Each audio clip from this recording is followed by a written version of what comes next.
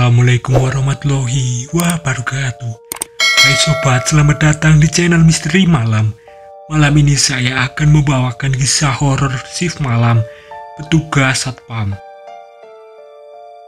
Bayangkan Anda seorang satpam malam di perumahan mewah. Suasana tenang, hanya ditemani suara jangkrik dan angin sepoi-sepoi. Tapi malam itu semuanya berubah. Tuyul yang berlari keluar dari rumah.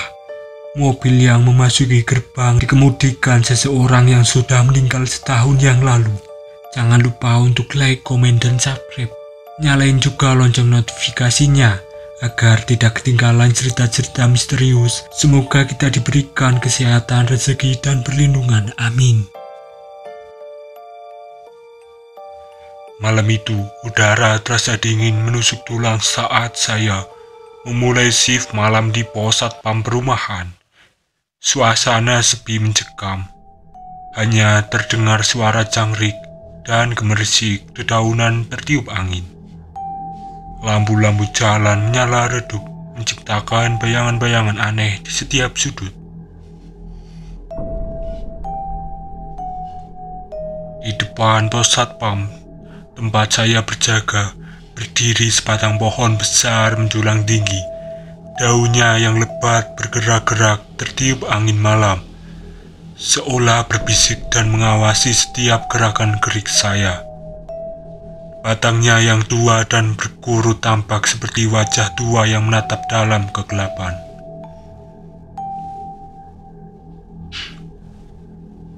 Saya duduk di kursi sambil sesekali memeriksa keadaan. Waktu terasa berjalan lambat. Tiba-tiba, saya mendengar suara langkah kaki. Saya menoleh ke arah suara itu berasal, tapi tak ada siapapun. Jantungku berdebur kencang. Lalu terdengar suara anak kecil tertawa dari arah pohon besar di depan saya. Saya memberanikan diri melihat ke arah pohon, tapi hanya kegelapan yang tampak. Bulu kuduk saya berdiri. Apakah ini hanya imajinasi saya karena kelelahan, atau ada sesuatu yang tak bisa dijelaskan di sini? Malam semakin larut dan pengalaman-pengalaman aneh terus berlanjut. Saya berusaha tetap tenang dan waspada, meski rasa takut terus menghantui saya. Ini awal baru dari malam yang panjang dan mencekam bagi saya sebagai satpam di perumahan ini. Malam ini terasa lebih mencekam dari biasanya. Biasanya saya berduaan dengan teman saya, rekan kerja saya, tapi dia sedang sakit. Jadi di sini saya sendirian menjaga perumahan mewah dan elit ini di pinggir kota. Udara malam terasa sejuk, nyaris dingin.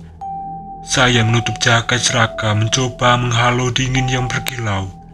Perumahan ini memang terkenal dengan udara yang segar.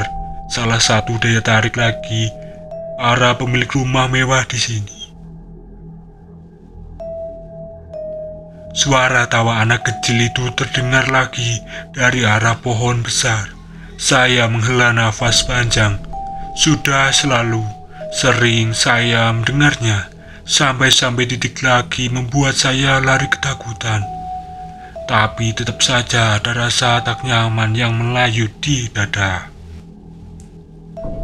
Saya memeriksa pagar-pagar tinggi yang mengelilingi rumah-rumah mewah, lampu-lampu taman yang mengilir di jalan setapak, menciptakan pemandangan yang indah, namun entah mengapa terasa dingin di malam hari ini. Ketika saya sampai di ujung jalan, saya mendengar suara gemerisik dari semak-semak. Refleks saya mengarahkan pengirim ke sumber suara. Sepasang mata kucing memantulkan cahaya senter, membuat saya sedikit berlonjak sebelum akhirnya tersenyum lega. Kembali ke pos jaga, saya mencoba mengusir rasa sepi dengan menyalakan radio kecil yang selalu saya bawa.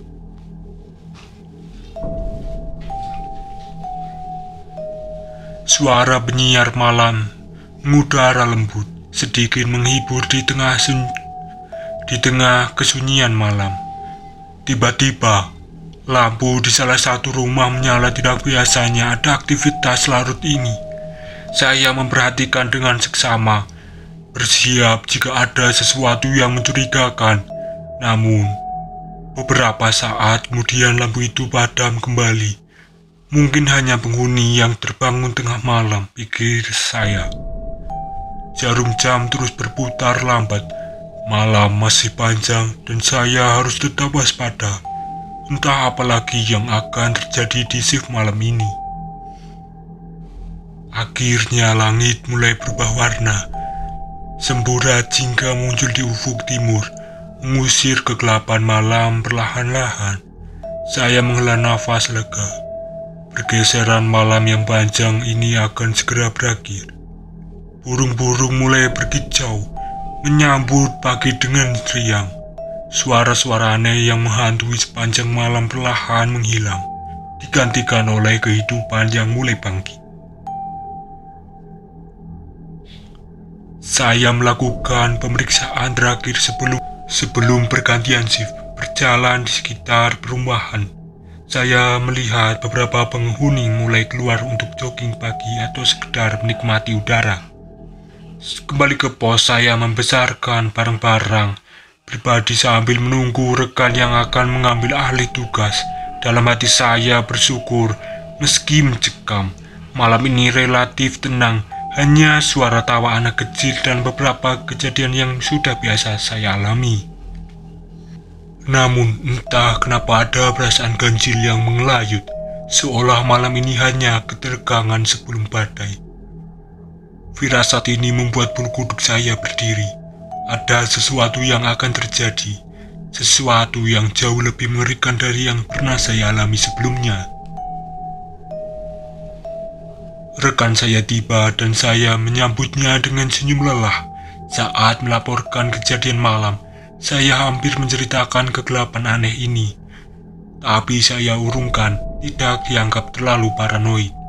Dalam perjalanan pulang, pikiran saya tetap teringat pada thermal itu.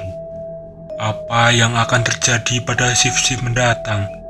Pengalaman apa yang akan membuat saya benar-benar merinding? Lebih dari sekedar suara tawa anak kecil di kegelapan. Saya kebingungan mencoba mengusir pikiran-pikiran itu. Untuk saat ini yang saya butuhkan hanyalah istirahat yang cukup. Tapi jauh dari pelupuk hati saya tahu, ini permulaan baru. Ada sesuatu yang menunggu, sesuatu yang akan mengubah pandangan saya tentang apa yang benar-benar menakutkan. Malam Selasa ini, suasana terasa berbeda. Saya bersyukur tidak lagi sendirian karena ada Tito. Rekan kerja saya sudah kembali sehat dan bisa bertugas bersama. Namun rasa lega itu tidak bertahan lama. Sekitar pukul 11 malam, kami memutuskan untuk menjelajahi komplek perumahan. Udara malam terasa lebih dingin dari biasanya, seolah ada sesuatu yang tidak beres. Kami berjalan dalam diam. Hanya suara langkah kaki yang terdengar di aspal. Tiba-tiba saat kami melewati salah satu rumah mewah, sesuatu yang tidak bisa dimasuk akal terjadi. Saya melihat dengan jelas sosok kecil seperti anak-anak, tapi bukan anak biasa. Kulihat pucat, botak, dan matanya yang besar menakutkan. Makhluk itu berlari keluar dari rumah dengan cepat. Tito, lihat itu, saya berteriak sambil menunjuk ke arah makhluk tersebut.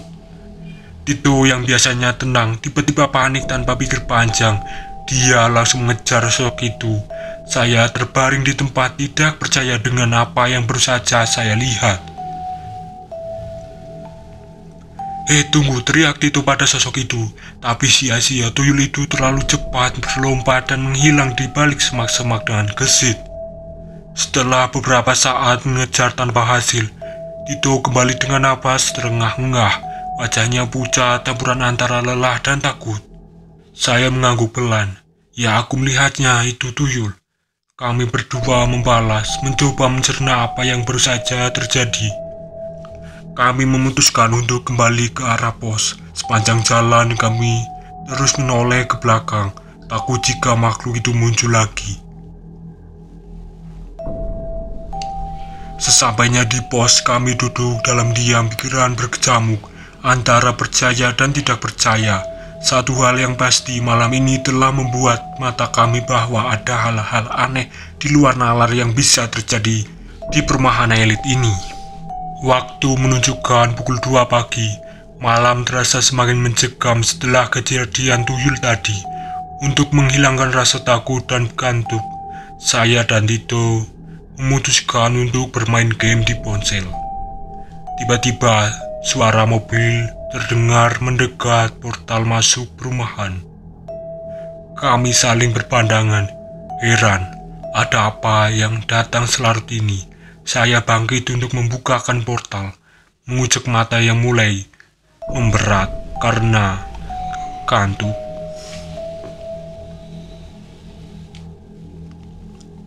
Ketika saya mendekati mobil untuk memeriksa, jantung saya seolah berhenti berdetak. Saya mengucek mata sesekali lagi, tidak percaya dengan apa yang saya lihat. Di balik kemudi duduk seorang bapak-bapak yang saya kenal. Tapi ini bukan bapak ini. Dia sudah meninggal setahun yang lalu. Tubuhku membeku, wajah pengemudi itu pucat. Matanya kosong menatap lurus ke depan. Tangannya yang memegang setir terlihat kaku dan dingin. Saya bisa merasakan hawa dingin yang tidak wajar menyeruak di dalam. Dengan tangan gemetar saya membukakan portal mobil. Itu melaju masuk perlahan tanpa suara. Saya bersumpah bisa melihat embun di kaca mobil. Seolah-olah ada perbedaan suhu yang drastis antara di dalam dan di luar. Setelah mobil lewat, saya berlari kembali ke pos. Tito melihat wajahku yang pucat dan langsung bertanya, "Ada apa kau seperti habis melihat hantu saja?" Dengan suara bergetar, saya menceritakan apa yang baru saja saya lihat. Tito awalnya tidak percaya, tapi melihat kondisi saya, dia tahu saya tidak sedang bercanda. "Kita harus melaporkan ini," kata Tito, suaranya juga mulai bergetar. Tapi kami berdua tahu tak ada yang akan percaya. Bagaimana mungkin kami melaporkan bahwa ada penghuni yang sudah meninggal kembali ke rumahnya? Sisa malam itu kami lewati dalam ketegangan. Setiap suara membuat kami terlonjak. Kami tak henti-hentinya memandang ke arah jalan, berharap tak ada lagi kejadian aneh. Fajar tak kunjung datang, dan kami terjebak dalam malam yang seolah tak berujung. Pengalaman ini telah mengubah cara kami memandang tugas jaga malam selamanya. Setelah shift malam yang penuh kejadian mengerikan itu berakhir, saya dan Tito duduk diam di pos sambil menunggu pergantian shift pagi. Kami saling memandang, masih tidak percaya dengan apa yang baru saja kami alami. Satu hal yang pasti, pekerjaan sebagai satpam malam di perumahan elit ini telah mengajarkan saya bahwa ada hal-hal di dunia ini yang berada di luar pemahaman kita, dan mungkin lebih dari beberapa hal tetap menjadi misteri. Cerita tamat, jangan lupa untuk like, komen, dan subscribe, dan nyalakan lonceng notifikasinya agar tidak ketinggalan cerita-cerita yang lebih menarik berikutnya. Terima kasih.